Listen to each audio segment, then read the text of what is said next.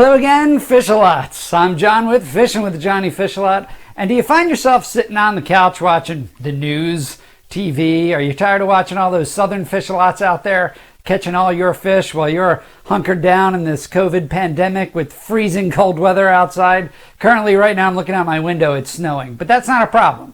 There is a ton of winter fish out there that you could access and that you could catch. You don't need a boat. You could fish from the bank. You could fish in your local ponds, your lakes, your rivers.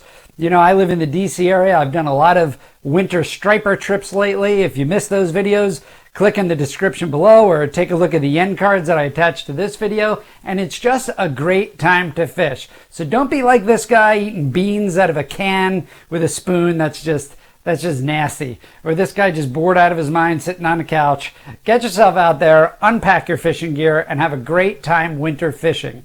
So make sure you stick around to the end of the episode where I'll be sharing with you a number of tips and tricks that could really help you maximize your time and give you some good reasons to get off that couch and get yourself some beautiful winter fish. So stay tuned, and of course, let's get into it.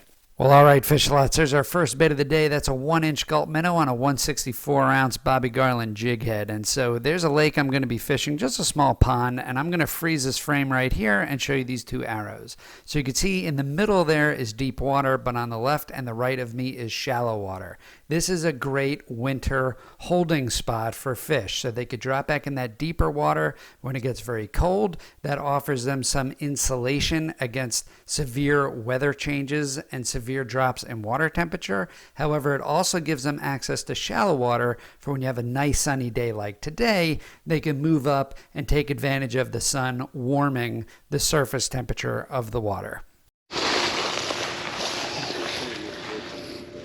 Oh, there we go, guys. All right, Fish-A-Lots. This is a cold water wintertime bluegill. Hit that actually going pretty fast. Woo! That fish is cold. That is a cold water bluegill. And off he goes slowly. Okay, so full disclosure here, this is actually Christmas Eve. My son Ben, who many of you will know from my other fishing videos, had fallen asleep. So I had about 30 minutes before I had to cook my entire family the 7-fish dinner. And so what I chose to do is grab a fishing pole, head down to the pond, and try and catch myself some cold fish. And to be honest with you, Fish-A-Lots, I had a great time doing it. So I kind of rushed a fishing trip in here, caught a few fish, and then went back to get with my son and cook my family some dinner. And what I'm going to show you here is my retrieve that triggered that bite on the bluegill. So what I'm trying to do is I'm trying to lift that gulp minnow up and then have it slowly fall back down to the bottom. That slow fall back is what's going to trigger the bites. The problem is that it was falling too quickly. A gulp minnow is not very buoyant, and so I wasn't triggering enough bites. So therefore, I switched over to a crappie magnet, which is far more buoyant. It was going to have a far slower descent back down to the bottom, and I was able to catch some more fish with that. And I'll show you that exactly here in this fish tank that I have. I'm going to show you the difference in descent and why the crappie magnet was so much more successful in getting me bites and getting me fish than the gulp minnow.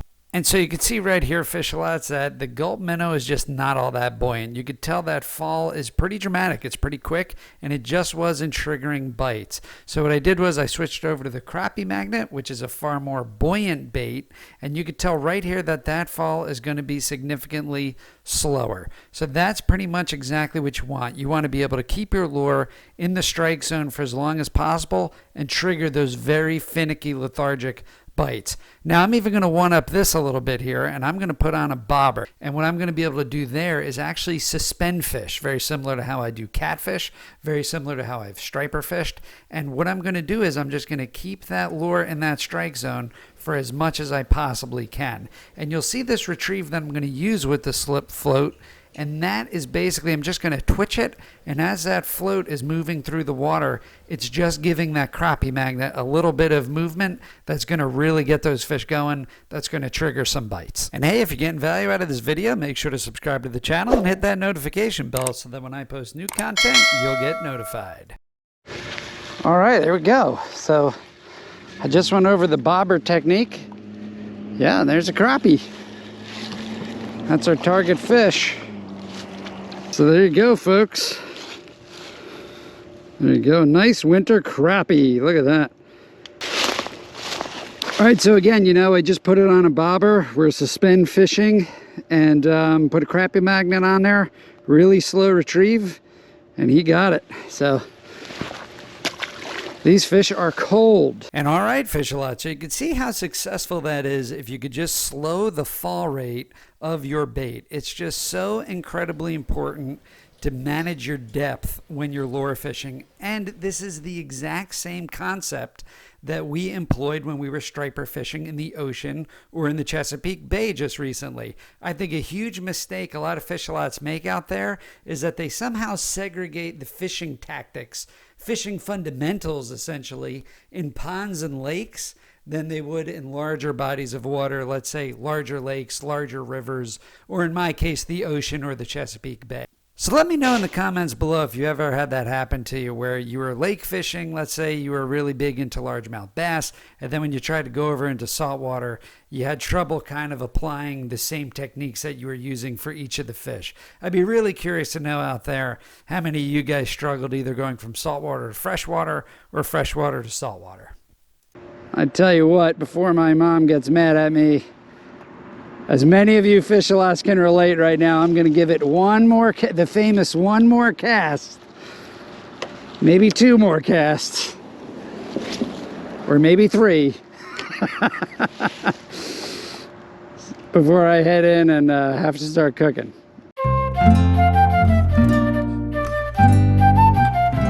But here we go. We're just going to bump it. I would just like one more crappie, really. We got one more nice crappie.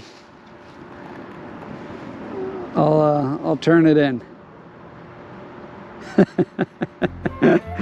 My mom's gonna laugh if she watches this video because, you know, the one more cast, she's waiting on me to cook, and I'm gonna give it the old one more cast on Christmas Eve. Come on, one more cast on Christmas Eve. There it is. There's another one. There we go. That's perfect. Love when a plan comes together. And look at this. We got ourselves a bass.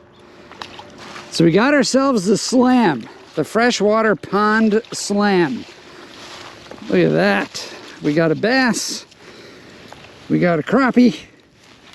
There we go. Cold water bassin'. Look at that guy. There we go. I mean, little guy, but he still took that down pretty hard. And all right, fish-a-lot. So that'll do it for this episode. I hope you enjoyed it, and you'll all be happy to know that my mom did get mad at me and did yell at me, even though I was only gone for about 30 minutes. It was about 30 minutes to fish, 10 minutes to get home, 10 minutes to wash up, and it kind of added up, and everybody ate a little bit later. But that's okay, because Johnny Fish-a-Lot got a couple of early Christmas presents on Christmas Eve. So if you like this content, again, don't forget to subscribe to the channel and hit that notification bell so that you'll be notified when I post new content, and smash that like button to help promote this video so that other people that need help winter fishing can get out there on the water and catch more fish and maximize their time in the water. And if you want to have more useful tips for wintertime fishing and why you should get up off that couch, go ahead and click that end card above right here, and I'll put a link in the description below of all the equipment we're using here today, as well as a couple of other useful links to my videos that could really help you out when you get out there on the water. So, okay, thank you, Fish-a-Lots, for tuning in. I really appreciate it. I'll see you out there on the water.